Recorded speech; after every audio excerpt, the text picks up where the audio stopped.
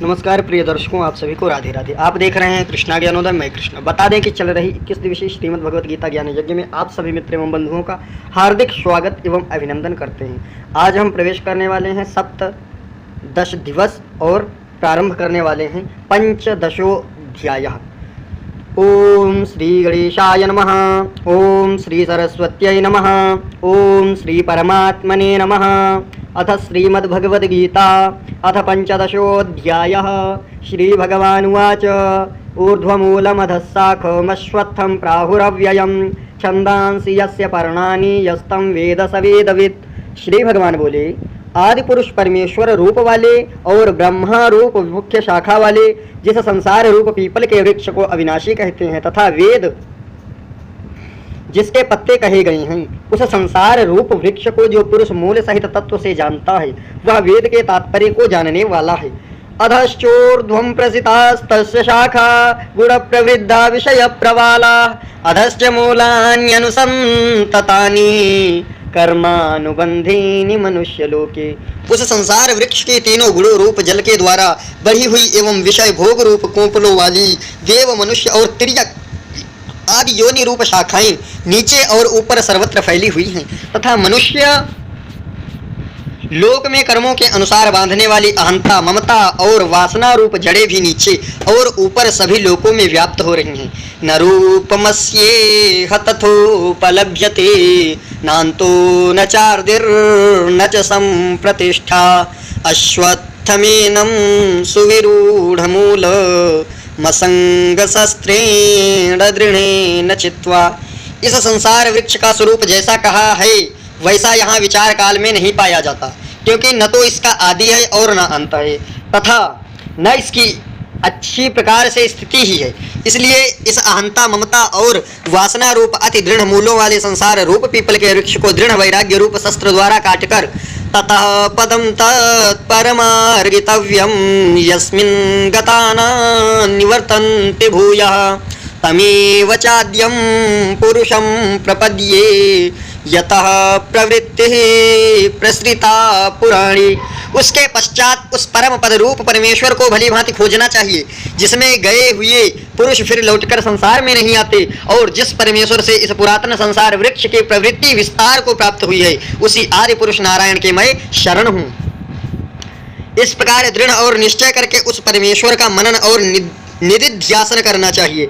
निर्माण मोहाजित संग दोषा अध्यात्म नित्या विनिवृत्त कामा द्वंद्वैर् विमुक्ता सुख दुख संजैर् गच्छन्त्य मूढ़ा पद्माव्ययम् तत्। जिसका मान और मोह नष्ट हो गया है, जिन्होंने आसक्ति रूप दोष को जीत लिया है, जिनकी परमात्मा के स्वरूप में नित्य स्थिति है और जिनकी कामनाएं पूर्ण रूप से नष्ट हो गई हैं, वे सुख दुख नामक द्वंद्वों से विमुक्त ज्ञानी जन उस अविनाशी परम पद को प्राप्त होते हैं। न तद्भासयते सूर्यो न शशांको न पावकः यद्गत्वा न निवर्तन्ते तद्धाम परमं मम। जिस परम पद को प्राप्त होकर मनुष्य लौटकर संसार में नहीं आते, उस स्वयं प्रकाश परम पद को न सूर्य प्रकाशित कर सकता, न चंद्रमा और न अग्नि ही। वही मेरा परम धाम है। ममैवांशो जीवलोके जीवभूतः सनातनः मनसष्ठानि इंद्रियाणि प्रकृतिस्थानि कर्षति। इस देह में यह सनातन जीवात्मा मेरा ही अंश है। शरीरं यदवाप्नोति यच्चापि उत्क्रामतीश्वरः गृहीत्वैतानि संयाति वायुर्गन्धानि वाशयात्। वायुगंध के स्थान से गंध को जैसे ग्रहण करके ले जाता है, वैसे ही देहादि का स्वामी जीवात्मा भी जिस शरीर का त्याग करता है उससे इन मन सहित इंद्रियों को ग्रहण करके फिर जिस शरीर को प्राप्त होता है उसमें जाता है। श्रोत्रं चक्षुः स्पर्शनं च रसनं घ्राणमेव च अधिष्ठाय मनश्चायं विषयानुपसेवते। यह जीवात्मा श्रोत्र चक्षु और त्वचा तथा रसना घ्राण और मन को आश्रय करके अर्थात इन सब के सहारे से ही विषयों का सेवन करता है। उत्क्रामन्तं स्थितं वापि भुञ्जानं वा गुणान्वितं विमूढानानुपश्यन्ते पश्यन्ते ज्ञानचक्षुषः। शरीर को छोड़कर जाते हुए अथवा शरीर में स्थित हुए अथवा विषयों को भोगते हुए इस प्रकार तीनों गुणों से युक्त हुए को भी अज्ञानी जन नहीं जानते। केवल ज्ञान रूप नेत्रों वाले विवेकशील ज्ञानी ही तत्व से जानते हैं। यतन्तो योगिनश्चैनं पश्यन्त्यात्मन्यवस्थितं यतन्तोऽप्यकृतात्मानो नैनं पश्यन्ति चेतसः।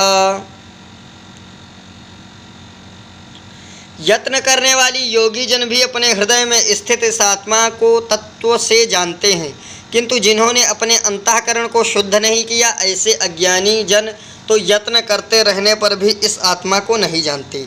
यदादित्यगतं तेजो जगद्भासयतेऽखिलं यच्चंद्रमसि यच्चाग्नौ तत्तेजो विद्धि मामकम्। सूर्य में स्थित जो तेज संपूर्ण जगत को प्रकाशित करता है तथा जो तेज चंद्रमा में है और जो अग्नि में है, उसको तू मेरा ही तेज जान। गामाविश्य च भूतानि धारयाम्यहमोजसा पुष्णामि चौषधि सर्वाः सोमो भूत्वा रसात्मकः। और मैं ही पृथ्वी में प्रवेश करके अपनी शक्ति से सब भूतों को धारण करता हूँ और रसस्वरूप अर्थात अमृतमय चंद्रमा होकर संपूर्ण औषधियों को अर्थात वनस्पतियों को पुष्ट करता हूँ। अहम वैश्वानरो भूत्वा प्राणिनां देहमाश्रितः प्राणापान समायुक्तः पचाम्यन्नं चतुर्विधम्। मैं ही सब प्राणियों के शरीर में स्थित रहने वाला प्राण और अपान से संयुक्त वैश्वानर अग्नि रूप होकर 4 प्रकार के अन्न को पचाता हूँ। सर्वस्य चाहं हृदि सन्निविष्टो मत्तः स्मृतिर्ज्ञानवपोहनं च वेदैश्च सर्वैरहमेव वेद्यो वेदान्तकृत वेदविदेव चाहम्। मैं ही सब प्राणियों के हृदय में अंतर्यामी रूप से स्थित हूँ तथा मुझसे ही स्मृति ज्ञान और अपोहन होता है और सब वेदों द्वारा मैं ही जानने योग्य हूँ तथा वेदांत का कर्ता और वेदों को जानने वाला भी मैं ही हूँ। द्वाविमौ पुरुषौ लोके क्षरश्चाक्षर एव च क्षरः सर्वाणि भूतानि कूटस्थोऽक्षर उच्यते। इस संसार में नाशवान और अविनाशी भी ये 2 प्रकार के पुरुष हैं। इनमें संपूर्ण भूत प्राणियों के शरीर तो नाशवान और जीवात्मा अविनाशी कहा जाता है। उत्तमः पुरुषस्त्वन्यः परमात्मेत्युदाहृतः यो लोकत्रयमाविश्य विभरतव्यय ईश्वरः। इन दोनों से उत्तम पुरुष अन्य ही हैं जो तीनों लोकों में प्रवेश करके सबका धारण पोषण करता है एवं अविनाशी परमेश्वर और परमात्मा इस प्रकार कहा गया है।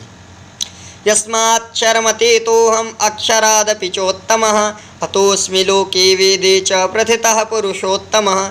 क्योंकि मैं नाशवान जड़वर्ग क्षेत्र से तो सर्वथा अतीत हूँ और अविनाशी जीवात्मा से भी उत्तम हूँ, इसलिए लोक में और वेद में भी पुरुषोत्तम नाम से प्रसिद्ध हूँ।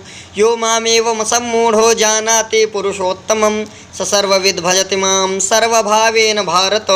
भारत, जो ज्ञानी पुरुष मुझको इस प्रकार तत्व से पुरुषोत्तम जानता है, वह सर्वज्ञ पुरुष सब प्रकार से निरंतर मुझ वासुदेव परमेश्वर को ही भजता है। इति गुह्यतमं शास्त्रमिदमुक्तं मया नघ एतद्बुद्ध्वा बुद्धिमान् स्यात् कृतकृत्यश्च भारत। हे निष्पाप अर्जुन, इस प्रकार यह अति रहस्य युक्त गोपनीय शास्त्र मेरे द्वारा कहा गया। इसको तत्व से जानकर मनुष्य ज्ञानवान और कृतार्थ हो जाता है। ओम तत्सदिति श्रीमद्भगवद्गीतासु उपनिषत्सु ब्रह्म विद्यायां श्रीकृष्णार्जुन संवादे योगशास्त्रे श्रीकृष्णार्जुन संवादे पुरुषोत्तम योगो नाम 15ोऽध्यायः। ओम शांति शांति। आप सभी मित्रों को राधे राधे। मिलते हैं अगली वीडियो में। इस प्रकार से हमारा 15ों अध्याय